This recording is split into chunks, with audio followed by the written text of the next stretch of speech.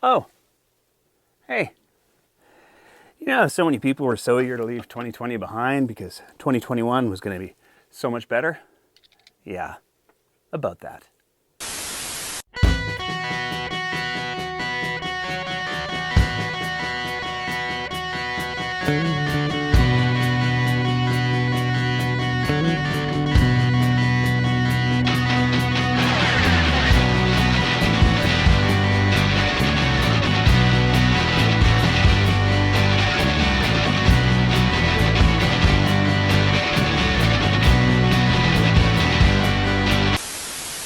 It took less than 24 hours into 2021 before the already dumpster fire status of Alberta politics went from the standard dumpster fire that we're all used to some sort of nuclear meltdown mode.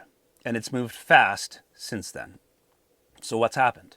Well, it all started on Tuesday, December 29th, when vacation photos from Hawaii of UCP Press Secretary to the Ministry of Education Michael Forian and UCP Press Secretary to the Ministry of Advanced Education Eliza Snyder were posted to Instagram by Michael Forian. So to be clear, the first domino that fell in this whole debacle was one that was pushed over by a press secretary, someone who's supposed to be an expert in communications, and it was pushed over by their own hand.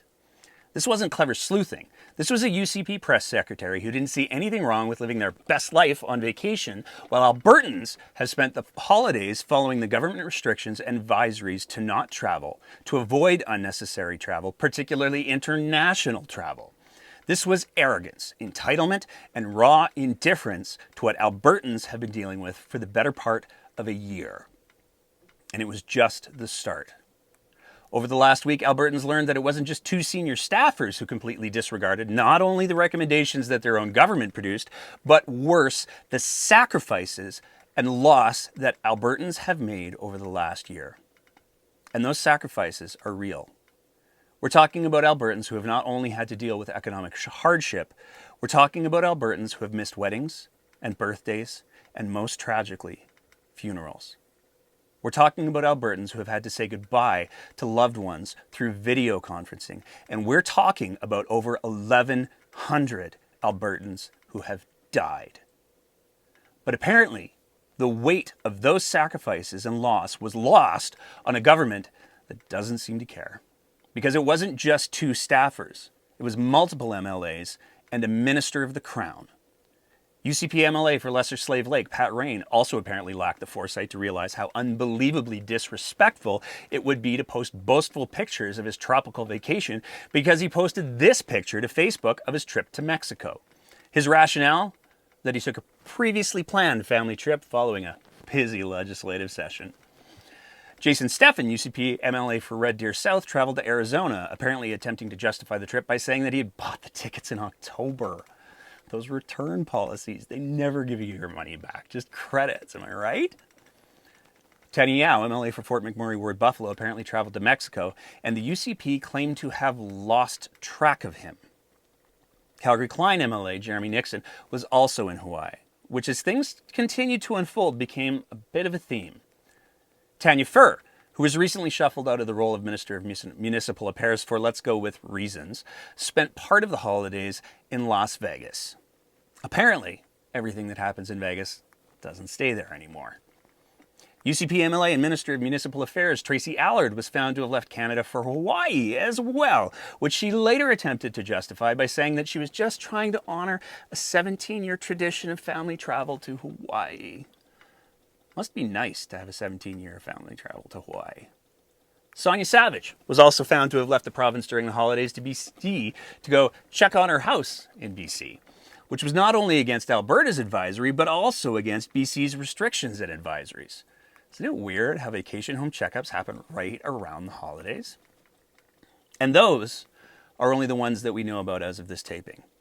It just might be. The most telling, though, is the fact that the two people who are arguably Jason Kenney's right and left hands also ignored advisories that were issued by their own provincial government. Matt Wolf, paid Twitter troll, and by many accounts, architect of the Jeff Callaway campaign that destroyed Brian Jean's chance at the UCP leadership, traveled to spend the holidays with family in Saskatchewan.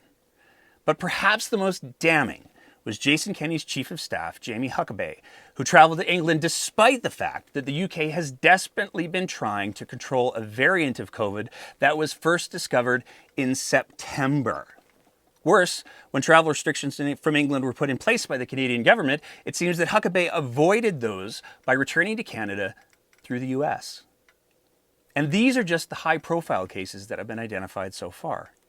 After days of public outcry, Jason Kenney held a press conference on January 1st, kicking off 2021 in style, where he said that because he had not issued a clear edict against any staff or officials traveling, he couldn't hold any of the people who'd defied advisories and recommendations to account because they didn't explicitly break the law. I do not believe that I can sanction people who complied with the law, with the public health orders. They didn't explicitly violate the law. They may not have explicitly violated the law, but there is no question that they have violated Albertans' trust. Kenney also tried to justify the decisions to travel by claiming that his people were supporting the airline industry. We're pretty sure that WestJet could have survived had a few dozen UCP MLAs and staff exercised not only the common sense, but personal responsibility to stay home. He also played pretty fast and loose statistical games with the safety of air travel and COVID, saying, as I've said, the studies from Harvard University, the U.S. Department of Defense, and others have indicated that the risk of viral transmission in airplanes is almost negligible. There's hardly any evidence of cases of viral transmission. And as the Harvard study concluded, people are more likely to be infected doing regular daily activities. But over a 6-day period during the holidays, there were 7 international flights in Alberta that had COVID exposures and 29 domestic flights that had COVID exposures. You want to know why people have fewer COVID exposures on planes than everyday activities? Because most people don't fly every day. And he also said this. I take responsibility for not having been absolutely clear about this expectation. And I do not believe that I can sanction people who complied with the law, with the public health orders, and who in fact participated in the kind of safe travel that our government has facilitated. Which has some pretty serious implications, even ignoring a few facts that you know we're going to get into. First of all, the idea that his MLAs and staffers are so incompetent and so self-absorbed that they would require explicit instructions from Kenney to not ignore their own advisories and not travel is absolutely staggering. Collectively, we're talking about the people who are not only responsible for running the province on a day-to-day basis, but also the ones who are supposed to be managing and communicating the response to a global pandemic. Let's be clear. In his press conference, Jason Kenney not only effectively admitted that he is incapable of leading his caucus, but that his caucus are incapable of demonstrating leadership for Albertans without step-by-step, explicit instructions handed to them. Even more alarming to Albertans should be the fact that the two people who are arguably closest to Kenney, his chief of staff and his executive issues manager, either didn't get that message or chose to completely ignore it. Which begs the question, what does that say about Jason Kenney's leadership? But even then, we're still just getting started. Because on January 4th, despite having made a production about how he was taking full responsibility and couldn't issue sanctions, he issued a Facebook post saying that Tanya Allard had resigned, as had his chief of staff. The remaining MLAs that had traveled had some privileges stripped from them. Again, this token gesture wasn't through a press conference. The Premier of Alberta, Jason Kenney, announced this while hiding behind the relative safety of a Facebook post. All of this is public record. It isn't speculation. Compounding all of this is the fact that a good number of the MLAs that didn't out themselves on social media appeared to have tried to cover their tracks by posting holiday greetings that made it seem like they were in Alberta when they weren't. Tracy Allard posted a lovely video message filmed in the legislature and geotagged it as such. Tanya Furr posted a similar video message in a frozen outdoor scene that clearly wasn't filmed in Vegas. Hi everyone, Tanya Furr, MLA for Calgary-Pagan, here in beautiful Carburn Park, which is within the riding of Calgary-Pagan.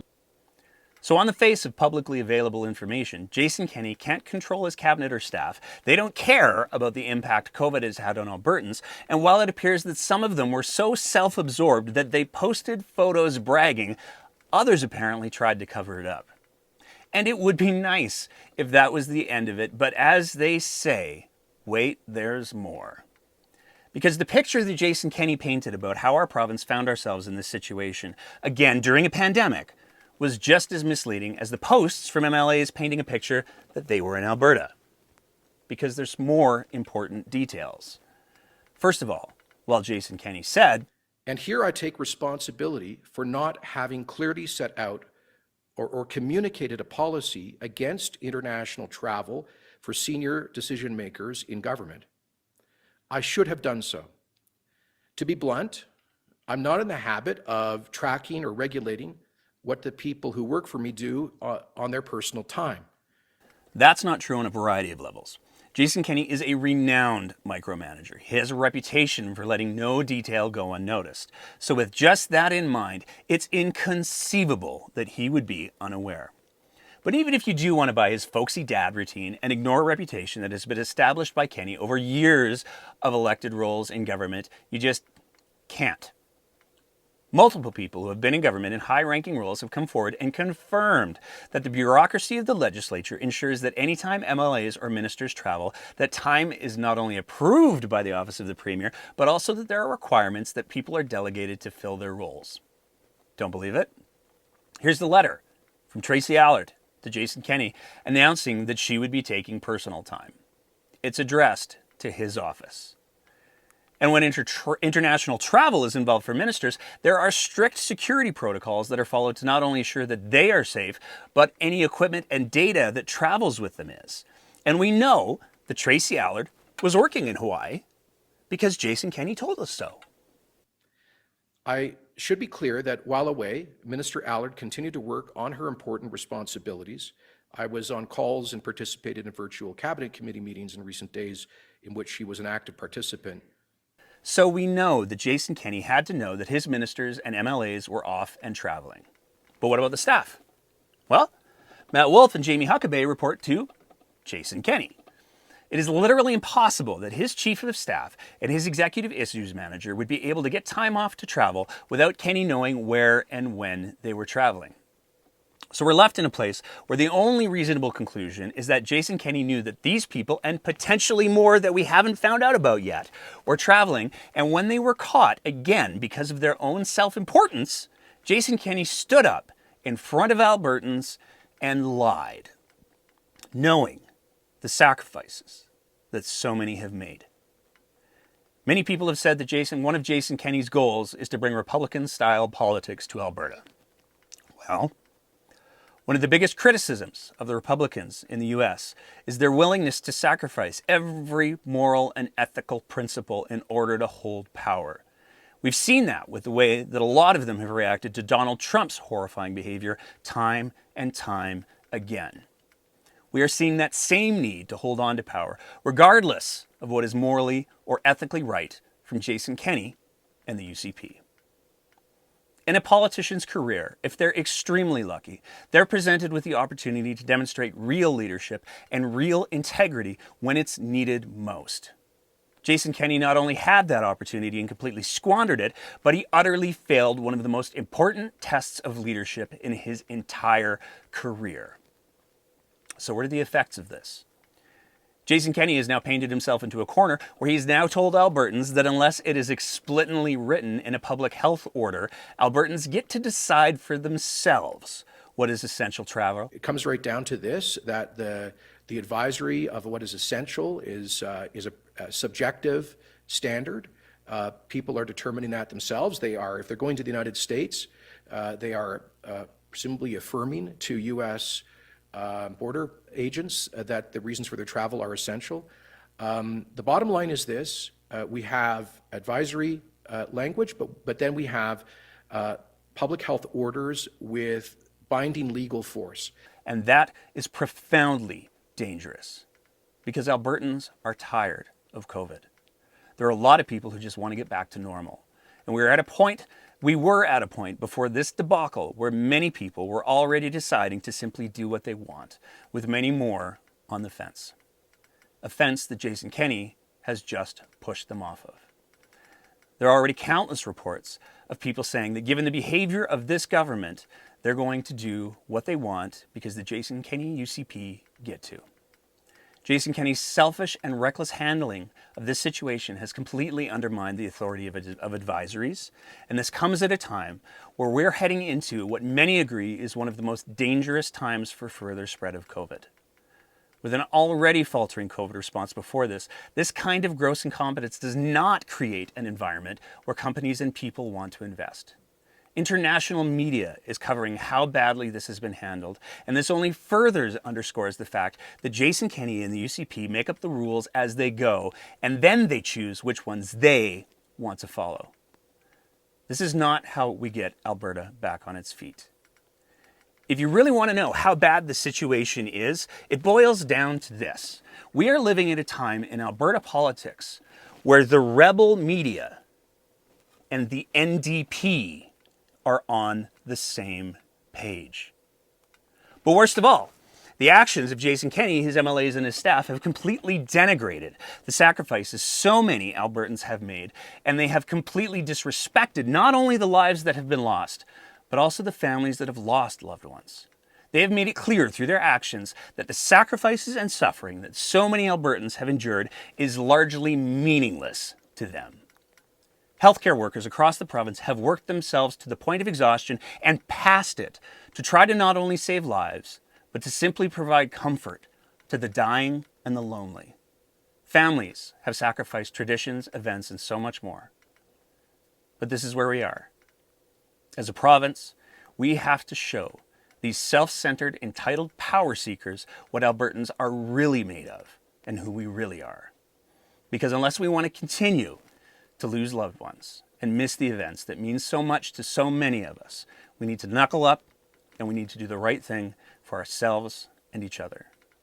We need to continue to make choices that protect ourselves and our loved ones and our neighbors and our friends, not because Jason Kenney tells us to, because that is who Albertans are, in spite of him and his government. And that's it for another episode of The Breakdown. And we want to take a quick second and give a shout out to all of our Patreon sponsors. And we also want to thank all of the new Patreon sponsors who joined our team in December and got us past our goal for the year end. If you value the kind of content that we produce here at The Breakdown, we'd also like to ask you to consider becoming a Patreon sponsor. And you can do that at www.patreon.com/thebreakdownab. We also would like to ask you, if you're listening to the audio version of the podcast, to consider leaving a rating and a review wherever you listen to your podcasts, because it's those rating and reviews that help us get the podcast into more ears. And if you're watching the video version on YouTube or any other platform, please consider liking, sharing, smash that subscribe button, as the kids say, and share it with as many people as you feel comfortable doing so, because the more people that we can get this in front of, the better the conversations that we'll be able to have will be. We also just want to say thank you to all of you for working so hard to do your part to curb the spread of COVID-19. Thank you, take care of each other, and stay safe.